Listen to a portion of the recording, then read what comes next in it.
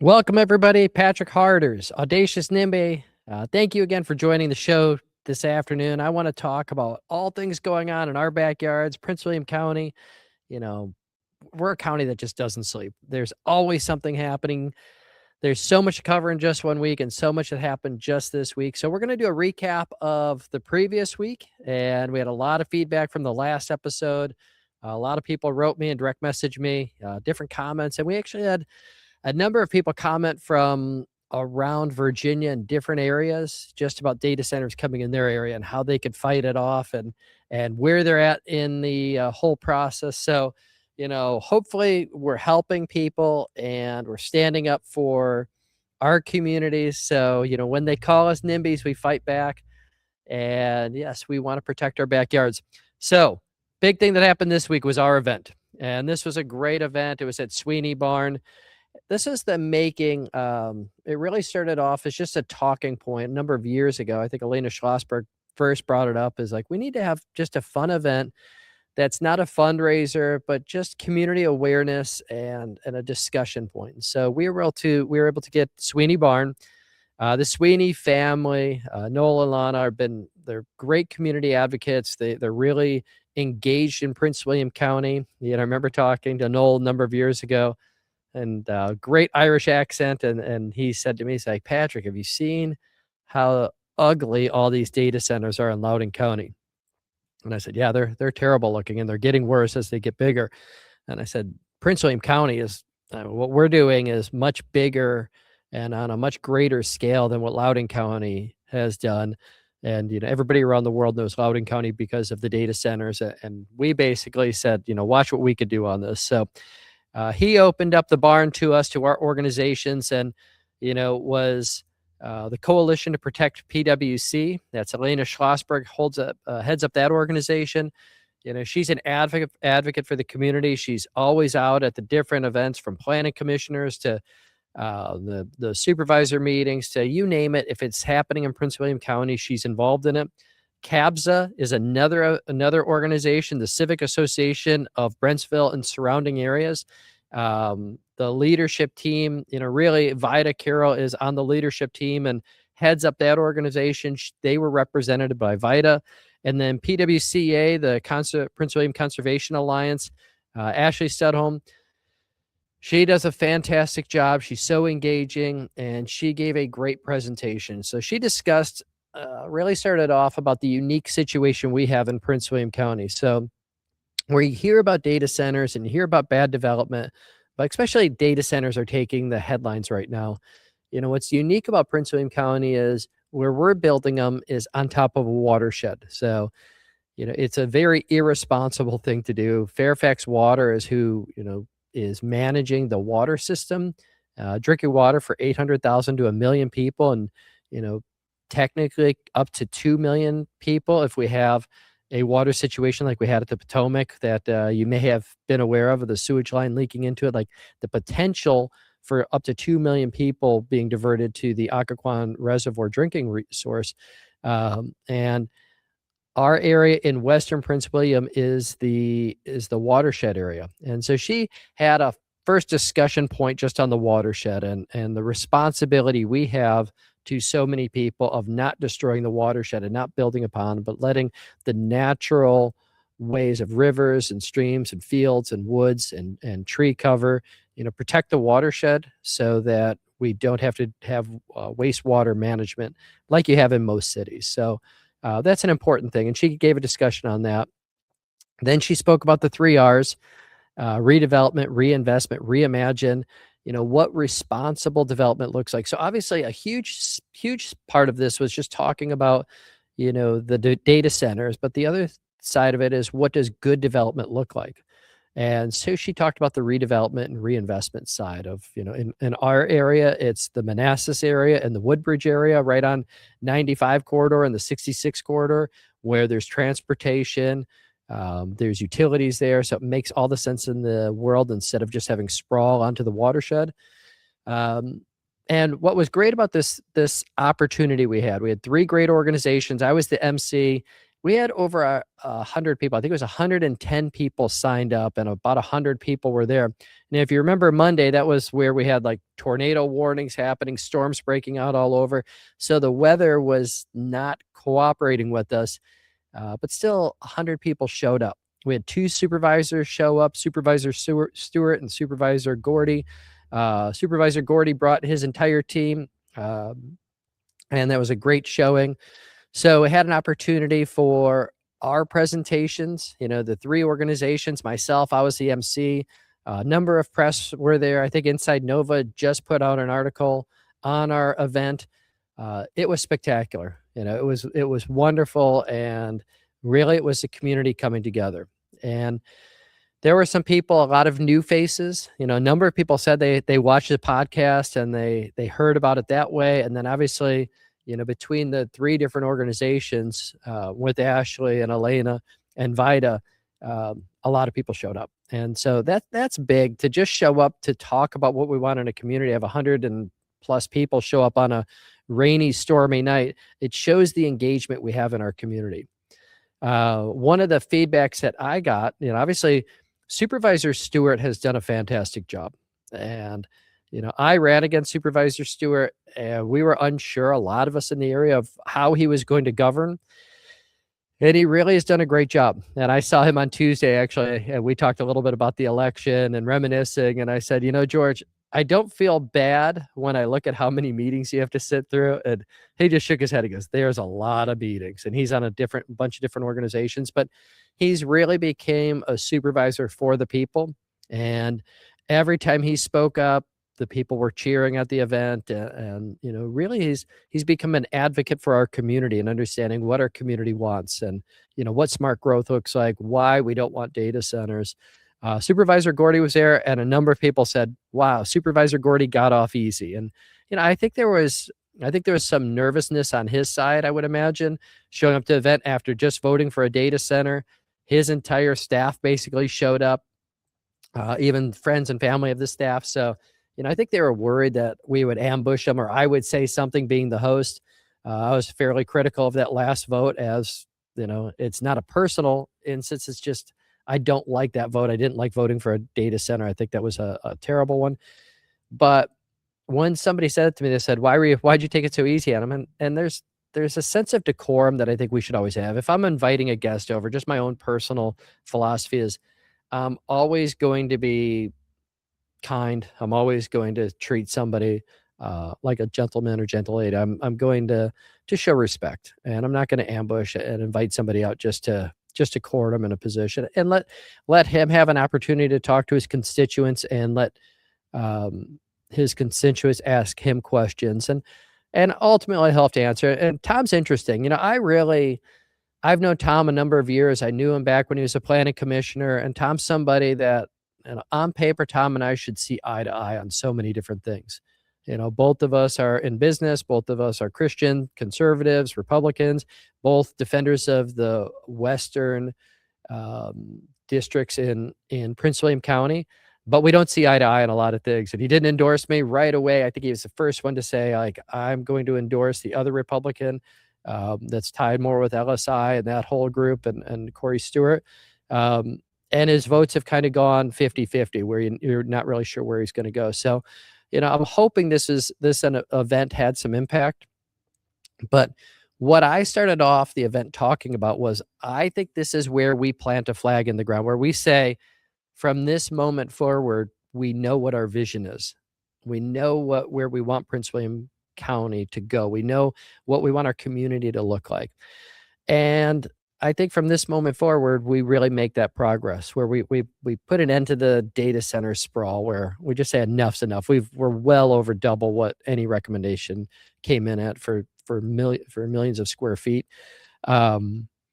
And we look for good development. We stop sprawl. We don't give the threat of, like, if we don't build data centers here, we're going to put housing. These are the only 2 options. Instead, we say, what does good development look like? And how do you protect rural areas? And more importantly, how do you protect the watershed, so we're not having to rebuild the watershed?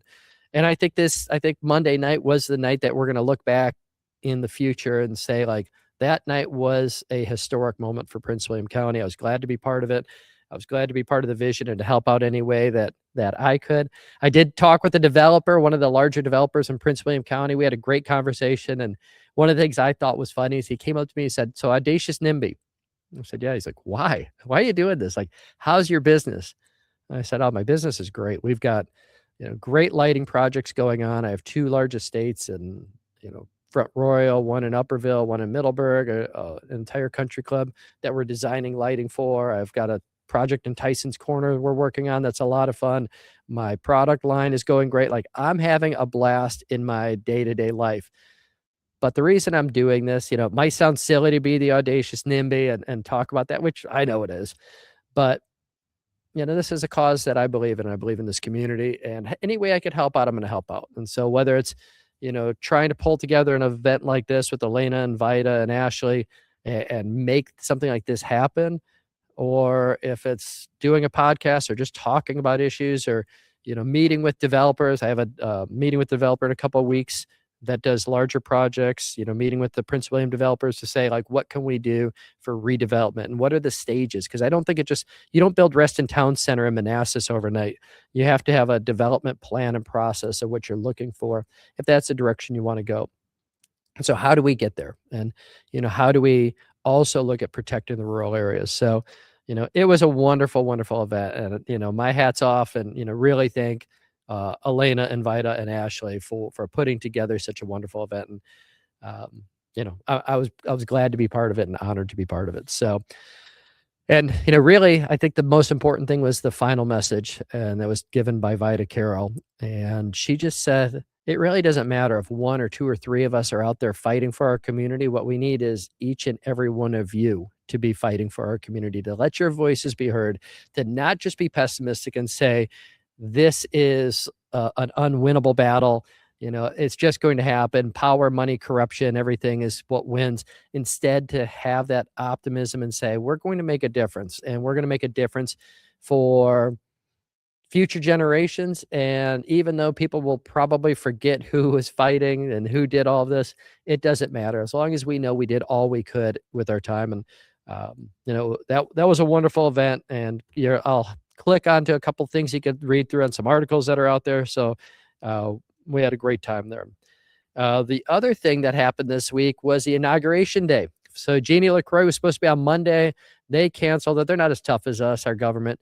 They canceled it on Monday. They scheduled it, I believe it was Tuesday. So my wife, Laura, and I joined the inauguration. We've known Jeannie for a number of years. I think we first met in about 2019. We've seen her at different events, speaking in front of the dais. There was a couple of messages that were given at her inauguration. Deshandra started it off, and one thing she said is Prince William County is at its crossroads. And I think that's a really good assessment. We are at the crossroads right now. What are we going to become? Is it the vision of the previous board? Is it Ann Wheeler's vision of, data centers everywhere, housing sprawl everywhere? I'm arguing with you that I'm a Republican, and I'm arguing with you to make certain that you protect the environment. Like, when did that happen ever in history, that the Republicans are reminding the Democrats, like, you have to consider the environment, the trees, the forest, the wetlands and grasslands. So, or are we going to go where we build a great community? And so Jeannie gave a great message too. And one thing people were worried a little about, like, where was Jeannie? How is she going to govern? And the reason is she had people that were working on her campaign, and it was a short campaign. The Republican County of Prince William County were really working on it. But there were people on it that really, they dug up dirt on Seth, and the comments he made, which were totally inappropriate comments. And so they said, is she going to govern as the hard Republican that digs up dirt, or how is she going to govern from Woodbridge that way?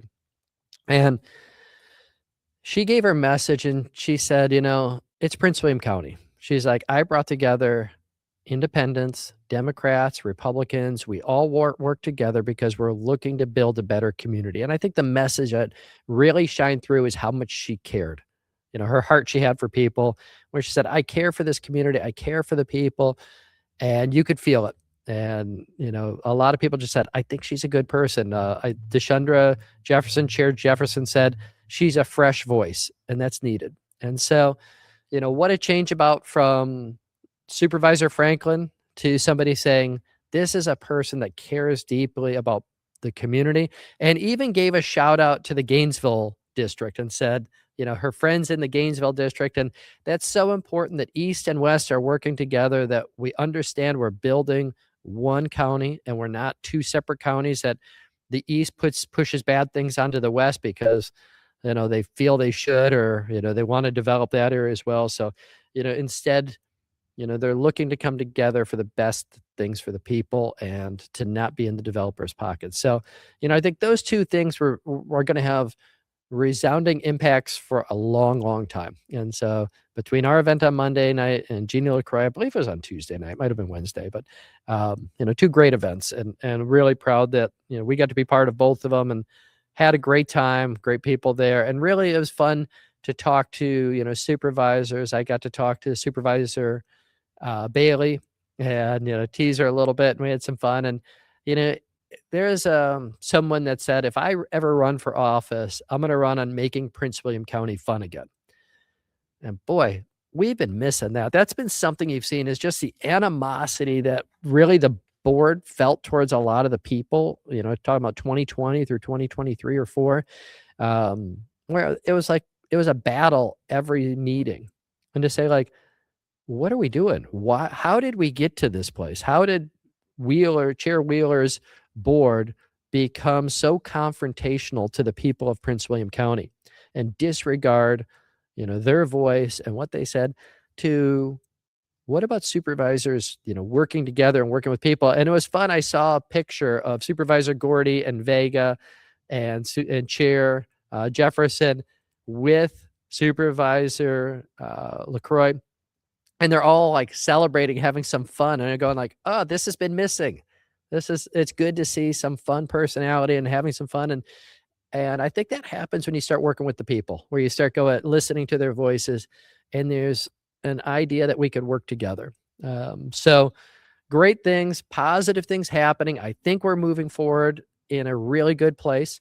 Doesn't mean we're done in Prince William County. Doesn't mean that, that there isn't the people out there that are still, looking to destroy our area. And so CABSA, they put out a message today, and we'll post this as well, just talking about the assemblages. So a couple of weeks ago, I did a podcast talking about the assemblages, and that was LSI 360. It's not all the Brentsville staff, but there's a lot of them that are part of it. The Brentsville school board member is on LSI 360. We spoke with her while she was pitching us our property. Pete Canlin, he also came and met with our community from LSI 360, representing them. If you're not from the area, those are a previous supervisor, the ex-chair, or the previous chair, Corey Stewart, is associated with LSI 360 to some degree. So there's also Mark Looney, who's an attorney that's on the Digital Gateway data center fight on the, and I would say on the wrong side, and he's in that group as well. So he met with our community. But CABSA put out just some information, questions you could look for, because a lot of people got an unsolicited email offering, $300,000, $500,000, sometimes $1 million an acre. The offers are all over the place for property that, some people have had for a couple of years and other people for generations. And so what to make of these offers? And so there's some great information on that. Obviously, we have our previous podcast. If you got one of those letters, you're unsure about it, you can go watch that. But CABSA had a great article, and it just shows like how much land they're looking at. And the other thing that came out this week that we were looking at was the CPA. So if you're not familiar, if you're newer to land use, I say that land use is really not political. It doesn't go down party lines. It shouldn't, at least. It should be, what's good for the community and what do you believe in, and where do you want your community to go to, but the Democrats have voted terrible on some things. There's been Republicans that have, and then there's Democrats that vote good on some things and Republicans that vote good. So it's really, the party lines have been split, and we see that right now, that the party lines are split many times. But the Dulles South Innovation Center, and that's the crazy website, if you've seen it, that's talking about Cosmos. The either the largest or second largest data center complex. So Prince William Digital Gateway gets all the newspaper headlines because that's been in the battle for years and years. But this is the new one that I discussed. This is LSI 360. I'm not sure which LLC from LSI 360 they're talking about, but this is the group that is putting this forward. So it's Saunders Lane Assemblage. This is their data center that they're looking at. And so it starts off when you're dealing with land use, you start bringing the assemblages, bring everything together. You have a CPA, comprehensive plan amendment, and that's going to go, before the planning commission. And then it goes finally before the board, and then it goes through a whole process. And I'm going to do a show just talking about like how these deals work. It's a slow process. It's designed to be like, it's not often that projects get fast tracked, especially really controversial ones. If AstraZeneca were to come back to Prince William County and they wanted to build a facility for pharmaceuticals, it would probably get fast tracked. We lost AstraZeneca to Charlottesville, and I know a number of board members were upset because that's a different industry than just data centers. So right now we're so data center industry dependent that if there's a hiccup in that industry, it could really affect, the tax revenue and everything else if technology changes, whatever. So it's important for us to diversify at this point, and if a new industry came in that was going to be good for the community, it might get fast tracked, but still going to go through the process. This one is 1,900 plus acres. I think it's 1,930 acres off of Sanders Lane. But what was interesting on the CPA, it said why this area is so good. Number one, there's power lines there. Now, you and I both know that those power lines cannot hold anywhere near the amount of power that they're going to need to bring in just for the digital gateway, let alone, digital gateway 2.0. The other thing that they said right now is it's access to the natural gas line. So the reason that's important is that was a discussion point that was really that was brought up during the digital gateway, but because of the NDAs out there, we never really got to hear if they're planning on tying into the natural gas. But this one, it's already in the CPA. And I heard a number of people looking and going, are you kidding me? They're already bringing that up right away. Like the reason that's controversial is when you start getting into natural gas turbines for power, and then you get into diesel generators. So then you have two very loud energy creating systems. The natural gas turbines create a lot of noise. And, the idea that this would not be heavy industrial use, that it's still considered light industrial use with the amount of power that goes in, with the diesel generators that come behind it, and to have natural gas turbines built into it, like insanity upon insanity, and just shows corruption in government that you don't say very heavy industrial use, as heavy as it gets, the size, the scope, somebody needs to stand forth and say, all right, this is heavy industrial use. This does not go alongside parks. It doesn't go alongside residential. It doesn't go alongside our schools, our churches, everything else. So once again, terrible location, building on a watershed, access, putting it in a residential area around families and homes that have been here for generations. And then obviously there's either the properties that are currently here or this same group, LSI 360, is trying to bulldoze all these homes and put in 3 acres per home, whatever that deal is. Even though every developer I talked to said that that's not possible. That 500,000 acre is an impossibility, is what I've been told by developers, but maybe they found a magic pill that's making it work. But pretty shocking. And it's a reminder that we need to be on our toes, that this fight's not over. The digital gateway lawsuit, we should have an answer coming in fairly soon, but this fight is far from over. I think we're on the verge of some big victories, but it's not the time to relax. If we relax, we could be looking at Prince William County Digital Gateway and Douglas South Innovation, Cosmos with the aliens coming into our land, popping up one next to the next, and there won't be anything left in Western Prince William County. The watershed will be destroyed. The battlefield will be a place that is just ruined. So much damage that they're looking to do, and the greed is taking over, the dollar signs in people's eyes, what they would do to their neighbors. I find it abhorrent. I think it's a terrible thing that somebody would do that. And that's why we stand so strong. And that's why, we do this Audacious NIMBY. That's why we host these events. That's why we bring people together, and it's so that we do the right thing. We have a great community. So that's what's going on this week. A lot of things happening, and want to keep you in the know. If you're a person that's listening to this from out of Prince William County and you haven't been involved with it, we're happy to help any way we can. A number of people reached out from Roanoke, from, around Virginia, from Pennsylvania, talking about the data centers that are being proposed in their local communities and how to fight it. And, they may be earlier on the battle, but there's a lot of lessons that they have taken from our fight that's been going on for 5 years. And a number of us are happy to help out any way we can. Obviously, we're limited. We have, like I have a full-time career and family and everything else, and do this on the side for just, fun. But happy to help out any way we can. So truly appreciate you joining in. Keep up the good fight. Keep on fighting for our community. It is a worthwhile battle. We are going to win. We're going to be victorious. We're getting the supervisors on our side. The discussion points are happening. We're going to have a better Prince William County. We're going to show Virginia how we fight data centers and we fight corruption, and we'll be a beacon for other communities around the state of Virginia and around the country on doing things the right way. So thank you so much. Join us next week. Talk to everybody very soon. I really appreciate every one of you.